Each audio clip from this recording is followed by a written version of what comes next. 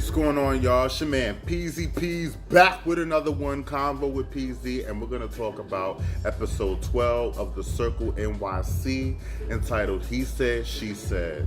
Now, there wasn't a whole lot to talk about in this episode, but it was big on drama and like the back and forth, catty shit, petty shit.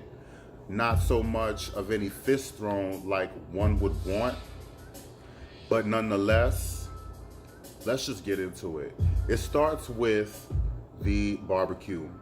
Now, for a little synopsis of the episode, the barbecue was kind of the main anchor of the whole episode because at the end of the barbecue, everybody decided they wanted to do a gay survivor vote about mellifluous, maleficent Melly B and whether to keep him on the show. Now, just to the side for a second, however the vote would have turned out, I really don't think that Melly B would have actually went anywhere, and that's just my personal opinion. But the outcome of the vote was 3-2. David Boom called it. He called the vote.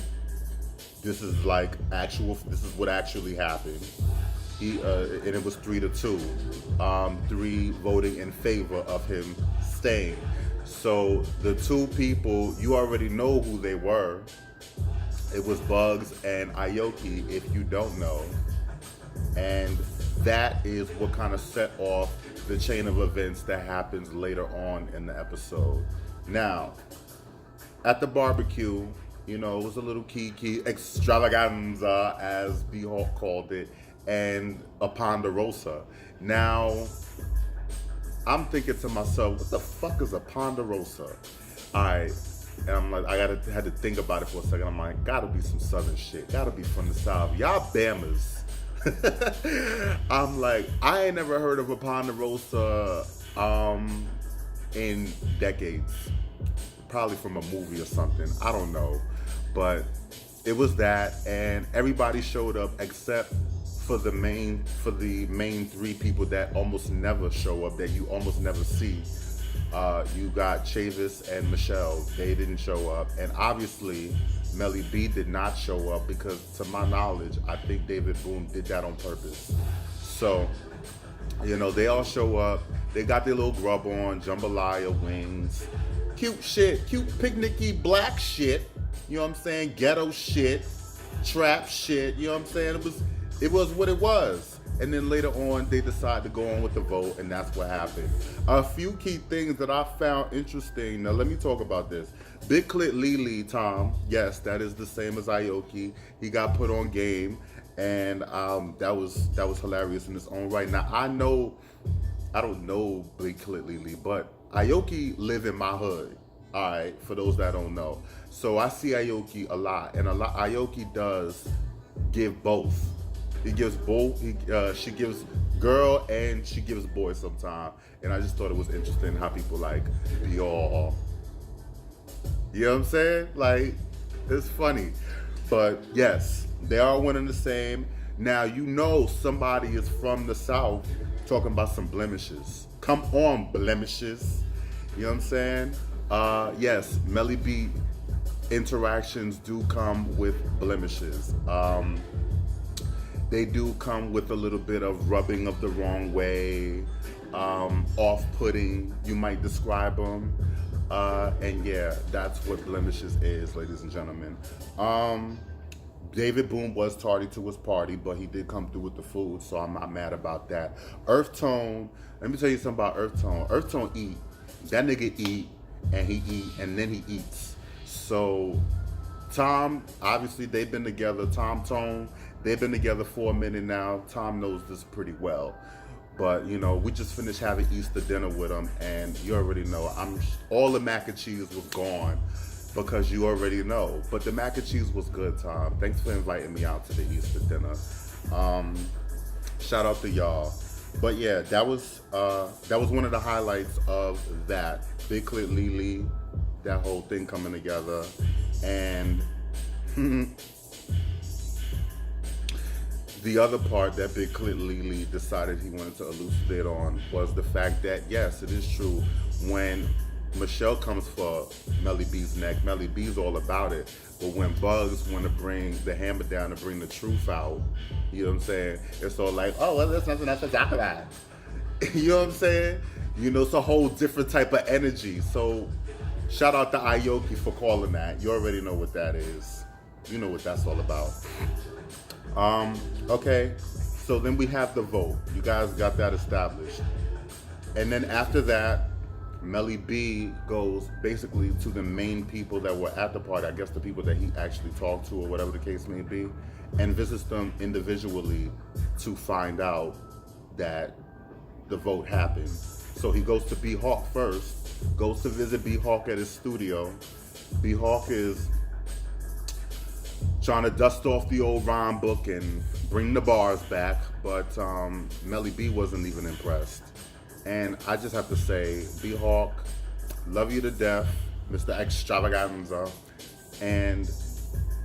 but your bar game, like when you got Earth Tone and you got Bugs Gutter that kind of both come through, you gotta step it up. You gotta really, really step your game up because niggas is out here really bringing it. And you did say you are from the Bronx, right? So you should be the one out of anybody bringing it the hardest, and you did not. You did not. I'm sorry to tell you the truth. That's just what it is. But nonetheless, Melly B stops by the studio, and then B Hawk got the audacity to say Bugs was the one that called the vote. No, he didn't. Did you have a memory lapse since that happened? I'm just trying to understand what happened. Yeah, Bugs did not call the vote, sir. And yes, you did back Melly B up. You did say it was him, and obviously Bugs, you already know Bugs did not. So you told the truth on that, but you got that one fucked up. You got that one fucked up, Mr. Hawk. All right. After that, Melly B goes to visit David Boom, because later on in the episode, there's like a bro party for Lambda Rock or whatever the case may be. When a bro party, I'm just saying. A lot of testosterone there, you feel me? So, Boom tells Melly B straight up, I called the vote. Shout out to Boom for that. Ain't no need to hide. But Boom, you were not the only one to vote for Melly B. That was a lie. The lie detector test determined. And so you got more confusion being added to the mix. And then Melly with the high pitch, DuckTales voice, again, just talking about more dumb shit that isn't even true. And of course, the main name that stay in his mouth is Bugs Gutter, because he not sucking Jeff dick enough. That's what the problem is. But anyway, don't let me get started with that.